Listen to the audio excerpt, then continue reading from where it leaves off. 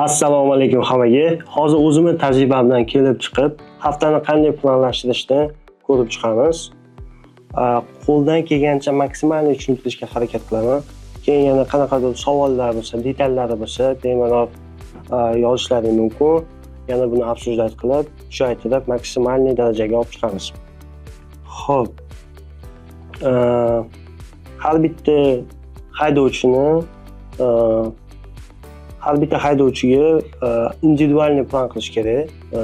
Boshlayotgan joyidan boshlab qanday qilib grosni yopishgacha hozir ko'rib chiqamiz. Endi ko'rib turibsizlar, primer uchun 5 ta trakni olyapman.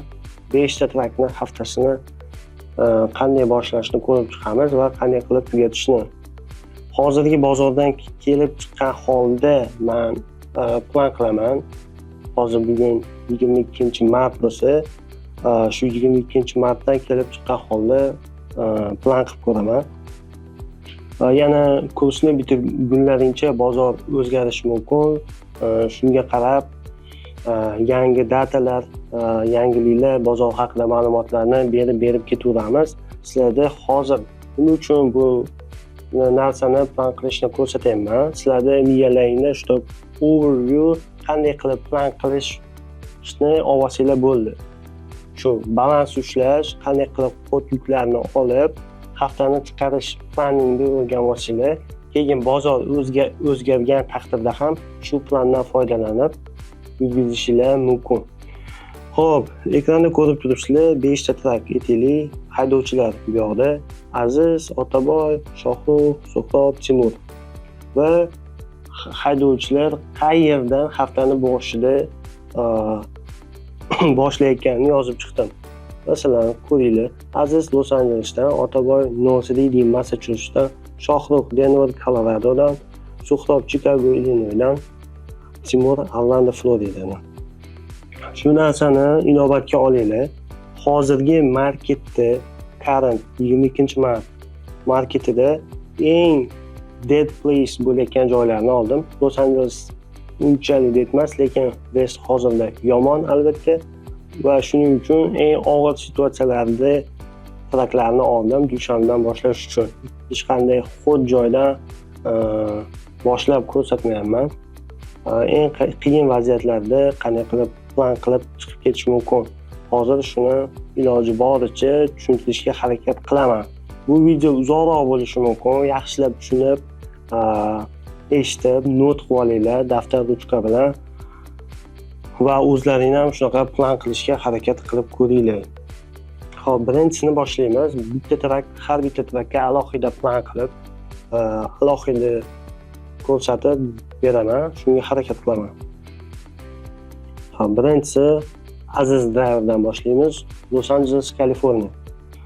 Xo'p, Los Angeles, Kaliforniyadan shu hafta haydovchim boshlagan.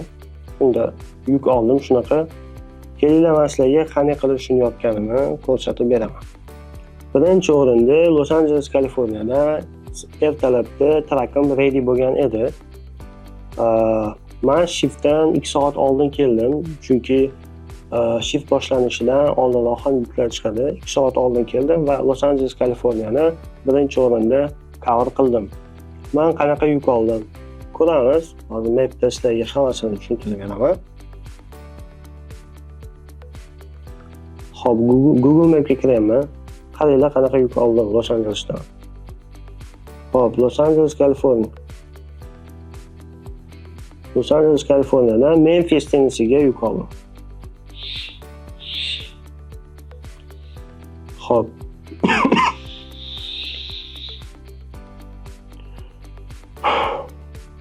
$1793 mayl bo'lyapti. Nima uchun? 1793 mayl bo'lyapti. Ko'ramiz, 1793 mayl yozamiz. Ko'ringlar.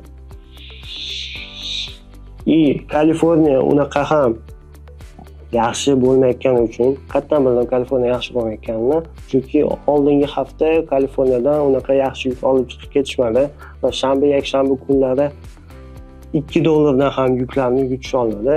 Shuning uchun dushanba kuni birinchi qoidam har doimgidek dushanba kuni haydovchimni yurgizishim shart. Har doim dead place'da bo'lsa, yaxshiroq joyga yurgizishim shart. Agar yaxshi joyda bo'lsa ham dead place'ga tiqmayman seshanbaga, yaxshi joydan yana yaxshi joyga yuk olishim kerak. Xo'p, birinchi rulimiz dushanba kuni haydovchimiz yurish kerak, trak yurish kerak. Need to move the truck. Demak, yuk olishimiz kerak. Dead place'dan good place'ga, good place'da bo'lsa ham yana good place'ga. Shunaqa yuk olishimiz kerak. Xo'p, Los Angeles, Kaliforniya bizning кейsimizda Aziz Los Angeles, Kaliforniyadan boshlayapti. $3750 ga oldim. $3750. Bunaqa ham zo'r narx emas, lekin dushanba kuni men yurgizishim shart edi. Yurgizdim va Memphisga 1700 maylni haydovchim kechqurunga kelish kerak edi. Seshanba kuni kechasiga o'sha 1700 maylni olib keladi. Xo'p, dushanba kuni men bu yukni oldim, 9 AM da pick up qildi va ertasiga seshanba kuni haydovchim soat 9 PM larga olib keldi. Shunda общий 36 soat atrofida haydovchim bu yukni 1790 mayl, 1800 maylga yaqin maylda olib kelib berdi.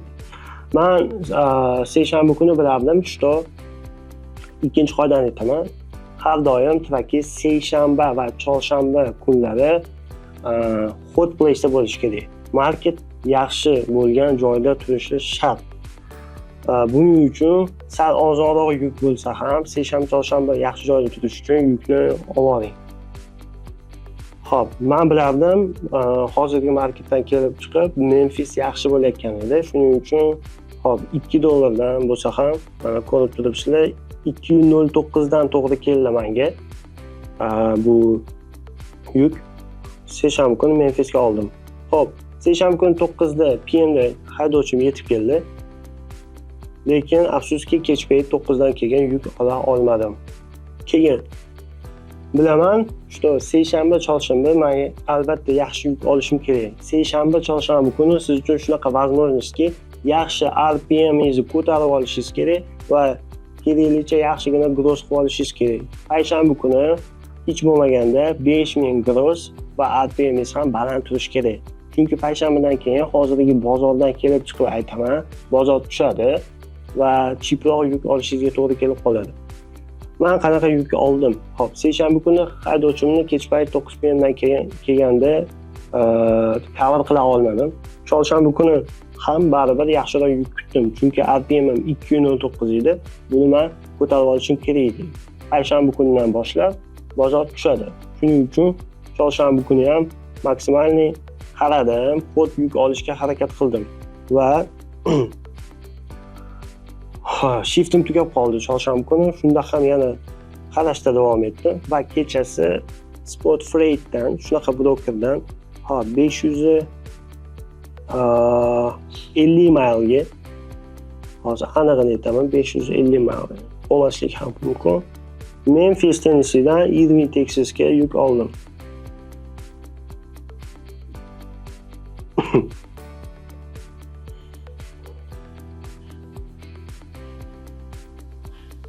$466 mayl bo'lar ekan. Xo'p, demak 466 maylga men 2500 ga yuk oldim. Broker buni 2000 ga post qildi. Birinchi 1800 ga bu yukni post qildi va qarasam 20 minutdan oshiq turibdi va undan keyin 2000 ga post qildi. Bu nima degani? 1800 ga oldin post qilyapti va uni narxini oshiryapti. Bu degani yaqin atrofda unda trak yo'q, trak topa olmayapti haydovchi va yukni narxini oshirishni boshladi. Shu vaziyatda siz foydalanib olishingiz mumkin brokerdan va sal kattaroq summa so'rasangiz ham broker beradi. Xo'p, 2000 ga post qildi va men undan $2800 so'radim. $2800 ga bermadi, negotiate qildik, talashdik, 2200 beraman dedi va men shuni aytdim, 2500 meni best rate'im, 2500 dan kamiga olmayman dedim. Shunda u ilojsiz 2500 ga berdi menga yukni. Shunda men chorshanba kuni kech payt $2500 ga 466 mayl ga yuk olaman. Shunda men 6200 gross bilan 277 RPM bilan payshanba kuni Texasda bo'ldim, Irving, Texasda. Irving, Texasda payshanba kuni aytganimdek, unchalik yaxshi bo'lmadi bozor. Payshanba kuni aytganimdek, почти hamma shtatlarda bozor tushishni boshlaydi. Shuning uchun payshanba kuni bu trakimni yopa olmadim va juma sahar ertalabda bitta yuk chiqdi. Irving, Texasdan Denver, Colorado. Shu yukni oldim. Xo'p. 850 mayl bo'ladi примерно. Va bu yukni 2700 ga oldim men. Colorado unchalik yaxshi bo'lmagani uchun shunaqa juma kuni bo'lsa ham yaxshi RPM ga oldim. Shunda bu tracker menda 8950 gross va 288 rate'dan bo'lyapti. Va yana juma kuni pick-up qilib, shanba kuni delivery qilyapti. Shanba kuni menda yana olishga возможность bor. Shanba kuni men qanaqa yuk ola olaman? Denver, Coloradodan. Denver, Colorado unaqa yaxshi place emas. Qachon yaxshi bo'lib qolishi mumkin? Seshanba, chorshanba kunlari yaxshi bo'lib qolishi mumkin. Ham 50 ga 50. Denver, Coloradodan chiqib ketish narxi примерно $1, 1 maylga. Aytaylik, keyingi haftani men yomon joydan boshlamasligim uchun yaxshiroq joyga yuk olaman. Chiproq bo'lsa ham keyingi haftani yaxshi joydan boshlashim kerak. Xo'p, aytaylik, 1000 maylga men olyapman 1000 so'm, $1000. Shunda qaranglar, 1000 maylga $1000 olyapman. Shunda ham company RPM'im $242 dan bo'lyapti va grossim $9950, почти $10,000 bo'lyapti.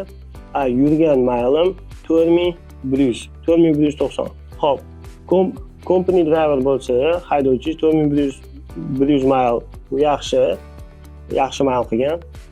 Va solo haydovchi uchun 9900 gross hozirgi bozorda zo'r va 242 RPM ham hozirgi bozorda zo'r. Chunki current market juda ham dead va ko'p kompaniyalar $2 yurgizishyapti. $9, $2, $2.1 shunaqa requirementlar qo'yishgan. $2 yurgizsang bo'ladi.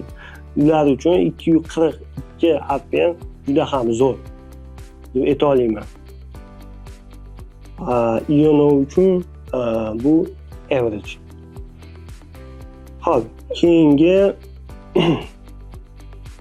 keyingi haydovchiga hozir plan qilib ko'raman. Masalan, aytaylik, haydovchim Otaboy, North Reading, Massachusettsdan haftani boshlayman. North Reading, Massachusettsdan That Place. Keyinlar hozir men sizlarga mapni ochib ko'rsataman, qaysi joylar hozirgi vaqtda yaxshiroq, qaysi joylar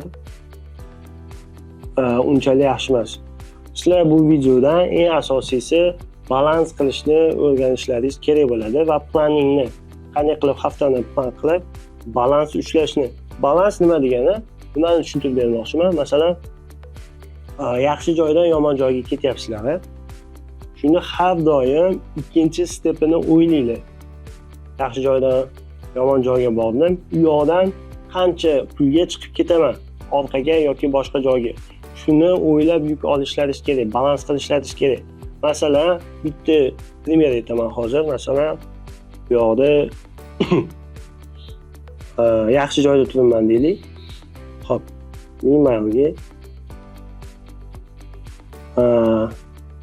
Miamiga olyapman. Miamidan chiqib ketish $1, Miami, Floridaga 3000 ga olyapman. 1000 maylga 3000. Endi qaranglar. 1000 maylga $3000 olishim kerakmi, kerak emasmi? Stoytmi, или не стоит? Shuni hisoblash uchun nima qilish kerak? Keyingi oladigan yukingizni hisoblashingiz kerak bo'ladi. Xo'p, masalan aytaylik. Xo'p, Miamiga 1000 maylga $3000 ga oldim. Bu degani mana ko'ringlar 3 RPM bu yoqda, 3 RPM dan oldim. Lekin Miamidan chiqib ketish qanaqa bo'ladi? 1000 maylga 1000 so'm olishim mumkin. Yoki undan emas. Shunda qaytib chiqqanlaringizda qaranglar, $4000, 2000 mayl, $2 dan qaytib kelyapsizlar Miamidan. Shuni hisobga olinglar. Sizlarga kompaniya requirementlaring necha o'zi? Masalan, $2mi? $2 bo'lsa, balkim olishlaringiz mumkin, lekin 2 dan baland bo'lib yopmoqchi bo'lsanglar, bu yukni olish ne stoyt. Masalan, shu yukni 2,5 RPM qilish uchun boshida aytganimda, seshanba, payshanbagacha o'sha sizlarda yaxshi RPM bo'lishi kerak. Chunki u yog'iga bozor tushadi hozirda. Bu yukni men masalan 4,000 ga olgan bo'lardim. Chunki $1000 minimalga qaytib kelaman va qaytib kelganimda ham 250 RPM 5000 gross bilan turaman payshanbagacha. Shunaqa balansni sizlar tushunib, eng muhimi shu balansni tushunib olinglar. Bitta joyga boryapsizlarmi? Qimmatroq uni qaytishini o'ylanglar. Qaytib kelganimda yoki boshqa joyga yukni olganimda necha RPM bilan turaman va necha gross bilan turaman. Faqatgina bitta narsani o'ylamanglar-da. Men bu yoqqa yaxshi to'layapti, $2,5 dan to'layapti deb turib, yomon joyga borib qolib, u yoqdan yana arzonga yuk olib, xato plan qilib qo'ymaydi. Shu narsani tushuntirib bermoqchi edim. Endi yana o'zimizni mavzuga qaytamiz. Hop, nose readingdan agar trakni boshlasa, qanaqa plan qilishim mumkin? Qaranglar, dushanba kuni olgan yuklaringga juda ham katta narsa bog'liq. Dushanba kuni yuk olganda polniy hafta plan bo'lib ketishi mumkin. Masalan, bitta yuk oldingiz, u yoqdan qanaqa yuk olishingizni plan qilib, bir haftalik grossingiz qanaqa plan qilishda chiqarish mumkin. Shuning uchun dushanba kuni olinadigan yuk ham juda ham muhim. Noto'g'ri yuk olib qo'yib yoki dushanba kuni stazi kichkina yuk va dead place-ga tiqib qo'ysangiz, yurgizaman faqat deb turib, unda ham xato qilib qo'yishingiz mumkin. Shuning uchun dushanba kuni olinadigan yuk muhim va hot place-ga bo'lgani yaxshi. Har doim hot place-ga olishga harakat qiling dushanba va trak yukli bo'lsin. Shunda sizning vazifangiz ancha osonlashadi. O'zingizga bo'lgan uverenisingiz balandroq bo'ladi, ishonchingiz va haftangiz inshaalloh yaxshi yopiladi. Endi nose reading Massachusetts unchalik ham yaxshi joy emas. Shuning uchun nima qilgan bo'lardim nose reading Massachusettsdan agar haydovchim boshlaganda. Lekin birinchi rolim o'zi nose readingni dushanbadan boshlamagan bo'lardim. Lekin shunaqa situatsiyalar ham bo'lib turadi. Sizga trakni Massachusettsdan berishlari mumkin yoki ilojsizlikdan Massachusettsga haftaning oxirida yuk olgan bo'lishingiz mumkin. Shuning uchun shunaqa keyslarni ko'rib chiqyapman. Qiyin keyslar va dead place-dan boshlagan traklarni hozir grossini chiqarishga harakat qilamiz. Xo'p, nose reading Massachusettsdan boshlaganimda men nima qilar edim? Birinchi o'rinda seshanba va chorshanba hot place bo'ladigan joylarda men analiz qilardim. Qanaqa qilib analiz qilsam bo'ladi bu narsani? Seshanba va chorshanba hot bo'lishini. O'tgan hafta ko'rib chiqardim. Bozor o'zgaruvchan bo'ladi, lekin o'tgan haftangizga qandaydir similar bo'ladi, o'xshash bo'ladi. Shuning uchun birinchi o'rinda o'tgan hafta seshanba, chorshanba qaysi joylar hot bo'lganini analiz qilib chiqardim. Bu analizni qanday qilsak bo'ladi? O'tgan hafta kim qanaqa yuk oldi, sheriylaringiz qandaydir dispetcherlar, sizdan ko'ra top dispetcherlar seshanba kuni qayerdan hot yuk olishdi. Hot yuk nima degani? RPM baland va grossli yukni qayerdan olishdi? Masalan, hozirgi marketda aytolmayman, seshanba va chorshanba men uchun North Carolina deb o'ylayman. Shuning uchun Massachusettsdan iloji boricha North Carolinaga yuk olishga harakat qilardim. Kelib ko'rib chiqamiz. Hop, nose reading Massachusettsdan olyapman haydovchini.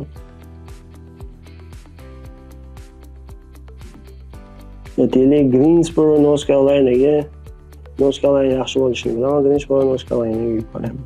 Hop, ko'rib turganlaringda nose readingdan Greensboroga 789 mayl bo'lyapti ekan. Hop, 789 mayl dushanba kuni olib ko'ramiz. Hop, 789 mayl nose readingdan boshlaymiz. Qanchaga olishimiz mumkin buni? Hop, aytaylik, balkim 1.8 dan deylik. Ya'ni 1.5 ga olamiz deylik. Chunki Massachusetts unaqa ham yaxshi emas. Shuning uchun 1.9 dan olyapmiz ekanmiz. 1.5 ga 789 mayl olamiz. Greensboroda nima qilgan bo'lardim seshanba kuni? Men har doim takrorlaganimda seshanba kuni RPMingiz va grossingizni balandroq qilishga harakat qiling va seshanba kuni, chorshanba kuni hot place'da turishga harakat qiling. Xo'p, bozordan kelib chiqqan holda men aytganimdek, hozirgi bozorda noskalar yaxshi bo'lgani uchun men yana yaxshi joyga olardim yoki shu noskalarning joyida yana turib turardim. Xo'p, qanday qilsak bo'ladi? Yaxshi joy, yana bir yaxshi joy Memphis deb olaylik yoki North Carolina'ning o'zida turaman. Xo'p, qani North Carolina'ning o'zida qandaydir short mal qilib turaman. Xo'p, Greensboro, North Carolina'da Telek Gastonia, North Carolina'ga. Xo'p, 110 mil bo'lyapti.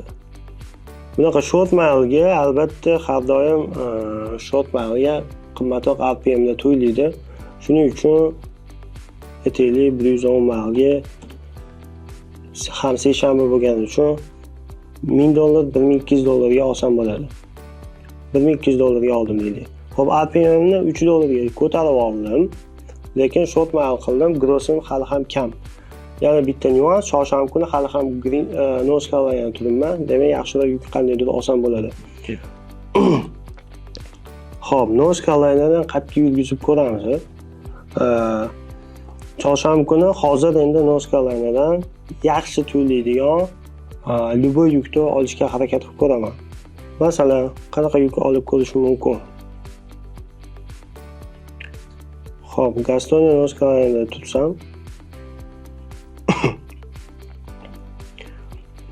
men masalan, xo'p, Coloradoga olishim mumkin yoki Memphisga, mana North Carolina'da Memphisga olishim mumkin. Xo'p. Hozirgi marketda Chicagolar yaxshi emas, Ohiolar yaxshi emas, Florida yaxshi emas. Xo'p, Memphis yaxshi bo'lyapti va Dallas, Texasda Houston, San Antonio deb olaylik. Yoki Colorado deb bo'lsang, Coloradoga, lekin North Carolina'dan yaxshi narxga olsam bo'ladi. Demak, kelinglar Coloradoga qanchaga yuk ola olaman? Hozirgi marketda qo'yib ko'raman. Denver, Coloradoga. Gastonia North Carolina'dan chorshanba kuni. Xo'p, 1709 mil bo'lyapti. Qani qo'yib ko'ramiz.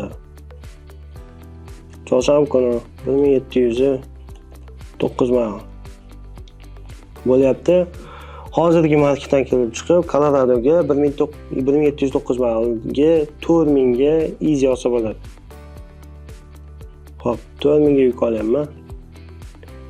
Qanaqa turibman? Coloradoda hop 6700 257 RPM bilan turibman.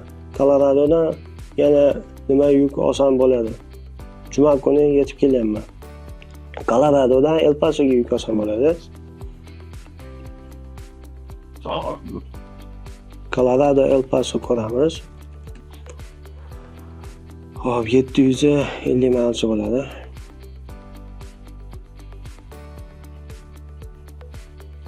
$633 mil. Hop 633 mil bo'lyapti. Bunaqaga 1000 so'mga olsa bo'ladi. Colorado deb bo'lgani uchun El Pasoga примерно $1000 ga olsa bo'ladi. Juma kuni kelinglar o'ylaymiz, shanba delivery olamiz. 633 milga 1000 so'm, $1000. Shunda shanba kuni 7700 gross 238 RPM bilan turibmiz. Shanba kuni qanaqa yuk olsa bo'ladi? At least $2 dan El Pasodan chiqib ketsa bo'ladi. At least. Shunda 1000 milga kelinglar shunaqa yuk oldik. $2000. Hop, shunda 9700 gross 229 RPM bilan tugatyapmiz. Nimaga RPMimiz pastroq bo'ldi? Chunki Massachusettsdan boshladik. Birinchi yukimiz ham chiproq bo'ldi, yurgizdik. Lekin haftaning oxiriga yomon bo'lmadi. 9700 gross 229 RPM dan yopyapmiz. Xo'p, men hozir sizlarga buni smyslini nimani tushuntirmoqchiman. Xo'p, aytganimdek, dushanba kuni yurgizinglar yaxshiroq joyga va seshanba, chorshanba kuni hot place'da turinglar har doim. Hot place'da har doim analiz qilinglar. O'tgan haftadan yoki shu kimdirlar yuk olayotganidan, masalan, o'tgan hafta qatlar hot bo'lganini bilib olinglar-da va bu hafta kimdir qaysi joydan qanaqa yuk olyapti bilinglar. Kimdir masalan bugun seshanba deb olsa, seshanba kuni North Carolinada juda ham RPM baland, yaxshi yuk olayotgan bo'lishi mumkin. Bu degani u yoqda trak kamroq yuklar nisbatiga va shuning uchun yaxshi yuklar baland narxda to'ylayapti. Shuning uchun seshanba kuni masalan kimdir yuk olsa, chorshanba kuniga jo'natishingiz mumkin trakingizni. Chunki bitta joy hech bo'lmaganda bitta place 2 kun hot bo'ladi. Shuni esdan chiqarmanglar. Bir kun hot bo'lgan joy ikkinchi kuni ham hot bo'ladi. Uchinchi kuni balkim tushib ketishi mumkin u joy, chunki market juda ham tez o'zgaradi, lekin hech bo'lmaganda 2 kun hot bo'ladi. Shu narsalarni hisobga olib plan qilinglar. Aytganimdek, birinchi kun yurgizinglar, dushanba kuni hot place ga, ikkinchi kuni hot place dan yaxshi bomb yuk olinglar, chorshanba kuni ham shunaqa yaxshi bomb yuk olinglar, payshanba kuni at least 5000 gros bilan turinglar va yaxshi RPM bilan. Va u yog'i payshanba kuni ham yana juma kuniga move qilinglar. Agar dead place da bo'lsanglar, yaxshiroq juma kuni обязательно yaxshiroq joyda turinglar. Chunki juma kuni dead place da qolib ketsanglar, shu yerda stuck bo'lib qolishlaringiz mumkin va gross RPM ni chiqara olmasliklaringiz mumkin. Juma kuni, seshanba kuni, chorshanba kuni yaxshi gross RPM qila oladigan joyda turinglar. Обязательно dushanba va payshanba kuni move qilinglar shu yaxshi joylarga. Va juma kuni ko'ringlar, katta gross va RPM li yuk olib haftangizni dushanba delivery bilan yopishingiz mumkin yoki unaqa yuk chiqmasa shanba, yakshanbaga deliveryli yuk olib, u yoqdan yana qanaqadir yuklar qilib haftangizni yopishingiz mumkin. Shu men o'zimni taktikalarim, o'zimni hintlarimni ochiq oydin boricha aytib chiqaman sizlarga. Bunaqa ma'lumotni hech kim bermaydi, to'g'risini aytsam, hech kim menimcha o'rgatmasa ham kerak. Shuning uchun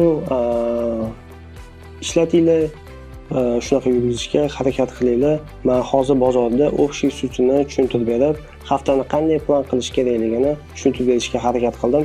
Qanaqadir savollaringiz bo'lsa, yana yozinglar. Buni yana mukammallashtirib boramiz. Yana boshqacha examplelar, yana primerlar, haydovchi dushanba kuni qayerdan boshlashini aytsanglar, shunga yarasha plan qilamiz. Hozir bu videoni 22-martda olyapmiz. Hozirgi marketdan kelib chiqqan holda yana kursni tugatayotganlaringda market boshqacha bo'lsa, boshqacha planlar har doim sizlar bilan podдержкада bo'lamiz. Kompaniyaga ishga kirganlaringizda ham podдержка qilib, qanaqa yordam kerak bo'lsa, tushunmagan narsalaringni har doim o'rgatishga harakat qilib, unaqa maksimalni o'zlaringiz mustaqil bo'lgunlarincha yordam beramiz.